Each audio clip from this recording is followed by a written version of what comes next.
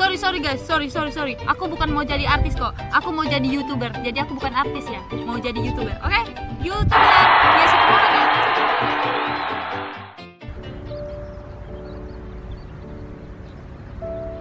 Halo guys, kembali lagi di YouTube channel aku, Nia Situmorang. Nah, di video kali ini kemarin kan aku buka Q&A di Instagram.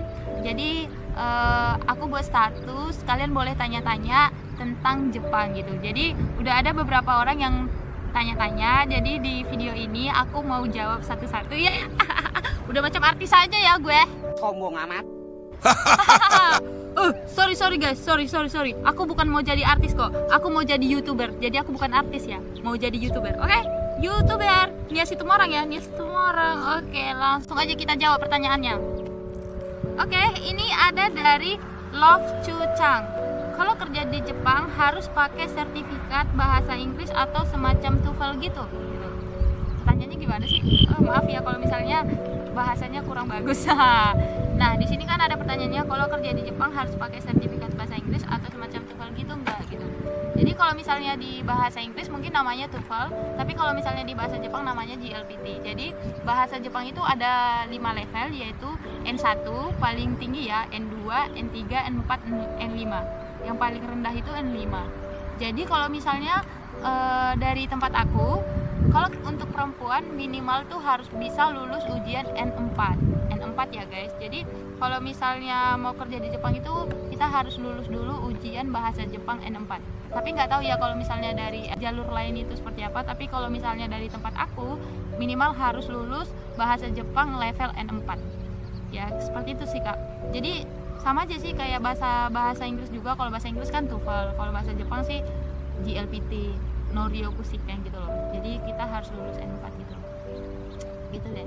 Nah, ini ada dari Nadila Sukma. Kalau saya kerja di Jepang ambil perawat bagus nggak kak? Atau saya ambil yang lain kak? Saran dong kak gitu. Nah, kalau menurut aku kalau kita kerja perawat di Jepang itu juga bagus ya kan, walaupun misalnya kerjanya harus perawat panti jompo. Karena kalau misalnya kalian kerja di perawat, kalau misalnya kerja perawat di Jepang itu bahasanya lebih diperhatikan. Jadi bahasa kalian itu pasti lebih mantap bahasa Jepangnya. Terus kalau misalnya kalian pengen tinggal di Jepang itu lebih gampang dibanding orang-orang yang kerja di pabrik. Karena kalau misalnya kalian perawat, nanti kalian misalnya ada ujian negara, kalian lulus ujian negara, kalian udah bisa tinggal di Jepang untuk selamanya. Atau kapanpun kalian ke Jepang tuh udah bisa. Beda sama kita yang cuman kerja di pabrik gitu. Lebih susah lah gitu kita yang kerja di pabrik gitu. Pokoknya yang jangan nanggap lah kalau misalnya perawat merawat nenek-nenek kayak gitu. Pasti ada nilai plusnya buat orang-orang yang perawat di Jepang. Jadi jangan langsung perawat langsung nggak suka gitu. Pokoknya ada lah pasti nilai plusnya. Pokoknya perawat itu bagus kok di sini. Oke, berjuang untuk perawat. Oke, ini ada dari Putri Angelica SRG itu apa sih ya? Nggak tahu deh, tapi tulisannya Putri Angelica SRG. Ini ada pertanyaannya, biaya ADM dong kak. Jadi biaya ke Jepangnya ya. Oke. Ke Jepang itu kan ada 2 jalur, ada lewat swasta dan juga ada lewat negeri. Karena aku lewat swasta, biaya yang aku habiskan sampai ke Jepang itu sekitar 35 juta. 35 juta itu aku udah sampai ke Jepang. Kalau misalnya lewat jalur negeri, aku kurang tahu karena kan aku nggak lewat negeri. Tapi dari pengalaman sendiri, aku sampai ke Jepang itu menghabiskan sekitar 35 juta guys. Oke, semoga aja jawabannya bisa memuaskan ya kak ya. Oke, ini ada dari Agustino Siahaan. Pelatihan ke Jepangnya lewat LPK atau Disnaker kak? Jadi aku itu lewat LPK. Jadi aku itu kan swasta. Jadi nggak melalui Disnaker. Kalau yang melalui Disnaker itu adalah yang jalur negeri. Karena kan mau kerja di Jepang itu ada 2 jalur, ada lewat swasta dan juga negeri. Jadi aku lewat swasta, jadi nggak lewat Disnaker. Ini dari Girsang Nelson. Nah, ini ada pertanyaannya, cara belajar bahasa Jepangnya gimana kak? Kok pintar? Pintar? Sebenarnya aku itu nggak pintar. Sombong amat. Sok pintar. Pintar sama sok pintar itu beda ya guys.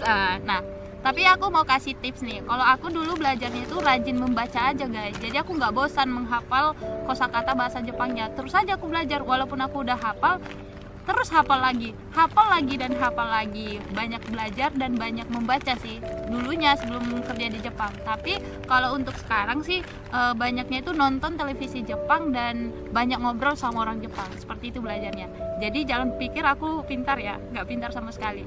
Orang pintar itu beda sama orang yang nggak pintar. Kalau orang pintar itu memang tanpa banyak belajar pun emang dia udah pintar. Tapi kalau aku tuh nggak pintar, karena aku bisa karena aku banyak belajar dan juga banyak latihan. Sebenarnya aku bukan pintar sih, sok pintar. Apa sih? Ayo udah oke lah, oke.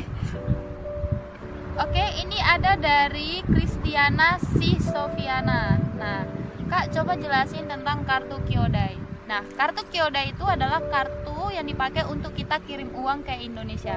Sebenarnya aku nggak pakai kartu Kyodai ya, aku pakainya itu kartu SBI. Tapi aku rasa kartu Kyodai sama SBI itu sama dan hanya beda nama perusahaan aja. Dia kartunya sama-sama digunakan untuk kirim uang ke Indonesia.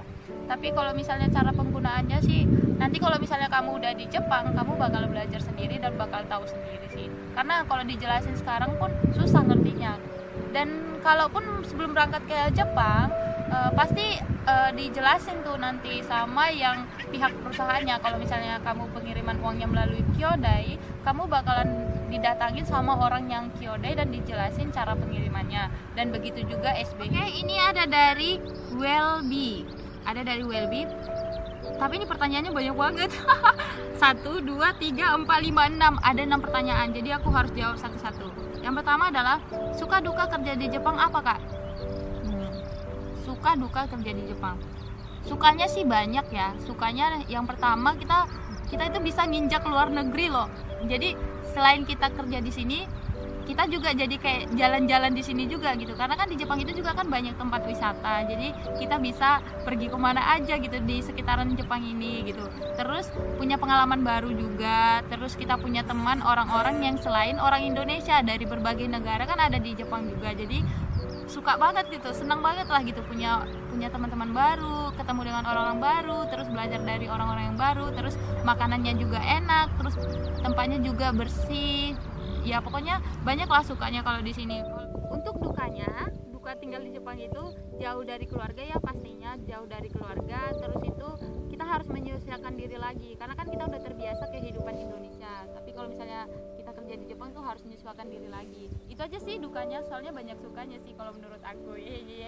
Kan. Ada belajar bahasa Jepang mulai kapan? Aku belajar bahasa Jepang itu dari sebelum ke Jepang lah ya kan, sekitar setahun sebelum ke Jepang. Jadi gitu masuk LPK aku belajar bahasa Jepang, sekitar setahunan di LPK belajar bahasa Jepang dan sampai sekarang juga masih belajar bahasa Jepang. Jadi bisa dibilang aku belajar bahasa Jepang itu sejak setahun sebelum aku ke Jepang.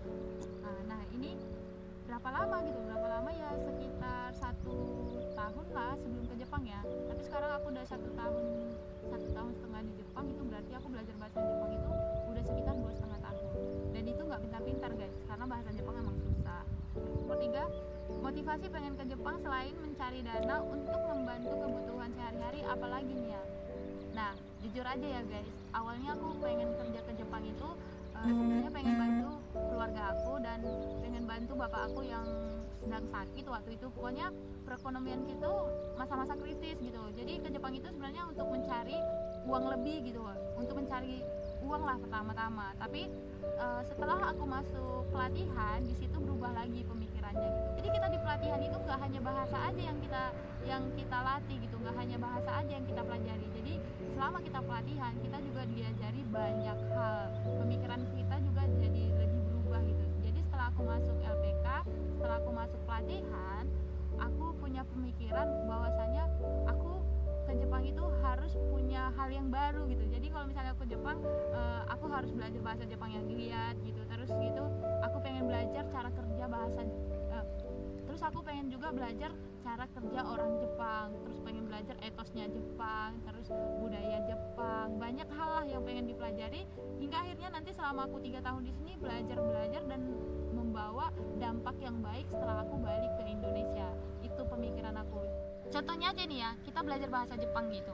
Jadi selama kita kerja di Jepang, kita bisa belajar bahasa Jepang. Terus nanti kalau kita balik ke Indonesia, kita bisa jadi guru bahasa Jepang, atau kita buka les bahasa Jepang. Pokoknya masih banyak. Atau kita menjadi penerjemah bahasa Jepang gitu. Jadi itu motivasi aku sih, pengen aja gitu jadi apa ya, jadi yang lebih bagus gitu loh, selain guru kerja pabrik gitu, pengenlah lebih baik lagi setelah balik dari Jepang. Tapi itu sih pemikiran setelah aku masuk pelatihan ya. Tapi kalau misalnya sebelum pelatihan, pemikiran aku tuh hanya untuk cari duit guys.